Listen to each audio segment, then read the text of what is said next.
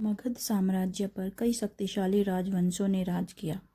इसका इतिहास 6वीं शताब्दी ईसा पूर्व से मौर्य काल के अंत तक अपने चरम पर रहा। चलिए जानते हैं मगध पर शासन करने वाले राजवंशों के बारे में। मगध का पहला प्रमुख राजवंश हर्यक वंश था। इस वंश की स्थापना बिंबिसार ने की थी। बिंबिसार ने राजगृह को अपनी राजधानी बनाया। इस वंश का प्रमुख शासक अजातशत्रु था। हर्यक वंश के बाद शिशुनाग वंश का उदय हुआ। इसके संस्थापक थे शिशुनाग। इस वंश का समय कालाशोक के शासन से जुड़ा हुआ है।